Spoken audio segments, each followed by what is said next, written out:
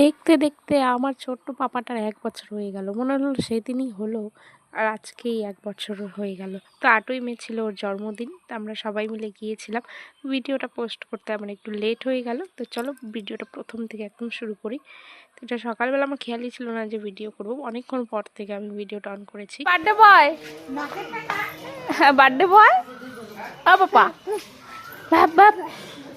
তোমার এই যে মা পূজা দেয়। দিদি উপোস থেকে সেদিন পুজো দিয়েছিল। ছোট ছেলের জন্মদিন বলে কথা, পুজো তো একটু দিতে হবে তাই না? তো ওদের বাড়ির মন্দিরে পুজো দিয়েছিল। ওদের বাড়িতে এত সুন্দর মন্দির। ওর মাকে পুজো দিতে দেখতে গিয়ে ও আর আমার কোলে থাকবে না, ও মন্দিরে যাবে, ও নামবে, ও ওর মার সঙ্গে পুজো দেবে। তারপর ওকে ছেড়ে দিলাম ওর মার সাথে। তারপর কিন্তু আমার ছোট দিদিও চলে আসছে। আমার দিদি বার্থডের দিনই আসছে আর আমি তো বার্থডের আগের দিন গিয়েছি।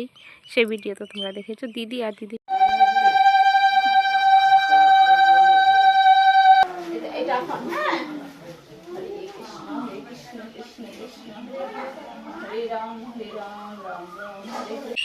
আর এইদিকে সবাই মিলে কাটছিল মাছ, চিংড়ি মাছগুলো বেছে দিচ্ছিল। আর এইদিকে ছিল কাতল মাছ, তো আমিও বেছে দিয়েছিলাম এমন না যে দিন।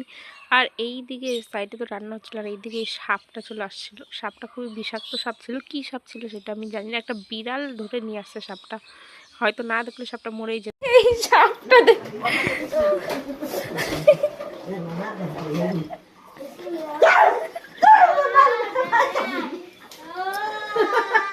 আর এইদিকে আমার বড় ভাগনা নিয়ে আসছে রয়্যাল। তা ওকে আমি আগেই বলছিলাম যে আমি না রয়্যাল কোনোদিনও খাইনি, তুই নিয়ে আসিস, ওদের ওখানে পাওয়া যায়, এইদিকেও পাওয়া যায় কিন্তু আমি কোনোদিনও খাইনি। তো আমার ভাগনা নিয়ে আসছিল রয়্যাল, খেয়েছিলাম।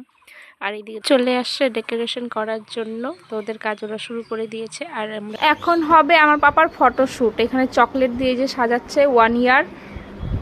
আর ওই যে আমার পাপা, এই যে আমরা সবাই, এই যে birthday boy, birthday boy, birthday boy হচ্ছে বেলুন দিয়ে খেলা করছে এখন।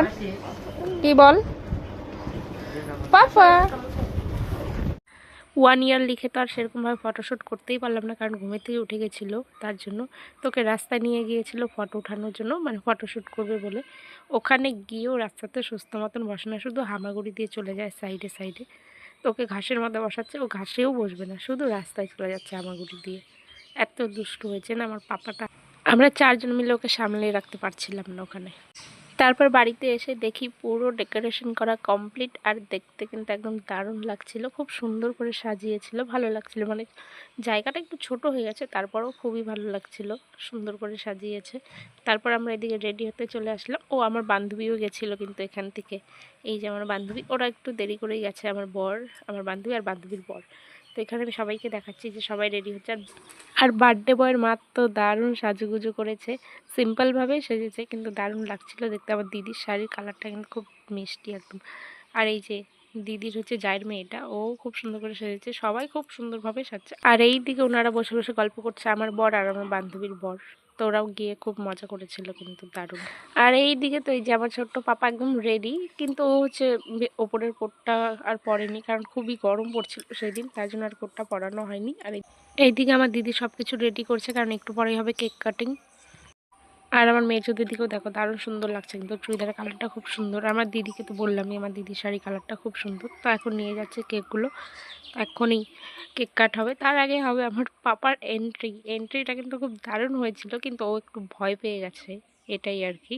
তো চলো দেখাবো তোমাদেরকেও। প্রায় সব লোকজন আসা হয়ে গেছে, তারপরে কিন্তু কেক কাটিং করা হয়েছে। আর এই যে একটু আমি কোলে নিয়ে নিলাম, কারণ আমি চান্সই পাচ্ছিলাম না ওকে কোলে নেওয়ার, এত মানুষ ছিল না, সবার কোলে কোলে যাচ্ছিল। তো এখন কিন্তু হবে মেন ফাইনাল এন্ট্রি আমার পাপার। এই যে যাচ্ছে, সত্যি কি মজা লাগছিল এই টাইমটাতে। আর আমরা সবাই কিন্তু দারুণ এনজয় করছি। এন্ট্রিটা তো খুবই ভালো মতনই হচ্ছিল, কিন্তু পার্টি স্প্রেটা যখনই দিল তখনই আমার ভাগনা ভয় পেয়ে গেছে, কান্না করে দিয়েছিল, কারণ ওর মুখে পড়েছিল। তার জন্য আর কোনোদিনও দেখেনি না, এখনও তো ছোট বাচ্চা, তার জন্য একটু ভয় পেয়ে গেছিলো। তো পরে আবার ঠিক হয়ে গেছে ওর মা ধরাতে। আমার ছোট্ট ভাগনাকে বার্থডে লুকে কেমন লাগছে দেখতে অবশ্যই জানিও কমেন্ট করে।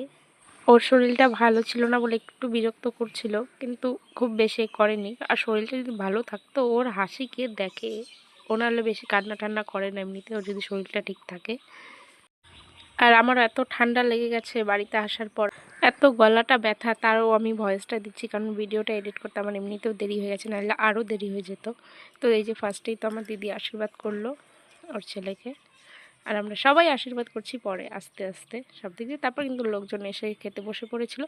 খাওয়ার মেনুতে ছিল হচ্ছে ফ্রাইড রাইস, তারপর ছিল পটল দিয়ে চিংড়ি, আর ছিল চিকেন, তার সাথে ছিল মিষ্টি, পায়েস। বাস, সবগুলো রান্না তো আর দেখাতে পারলাম না কারণ ভুলেই গেছিলাম। এত মজা করেছি, নাচানাচি করেছি, আমরা প্রায় খেতে বসেছি 1টার দিকে, কারণ এত নেচেছি, এত নাচানাচি করে আমরা একদম ক্লান্ত হয়ে সবার লাস্টে আমরা খেয়েছি। এই যে দেখো, দারুণ নেচেছে আমার বড়, কিন্তু দারুণ নাচ করেছে। তো সাউন্ডটা দিতে পারলাম না, জানোই তো, নাহলে কপিরাইট চলে আসবে।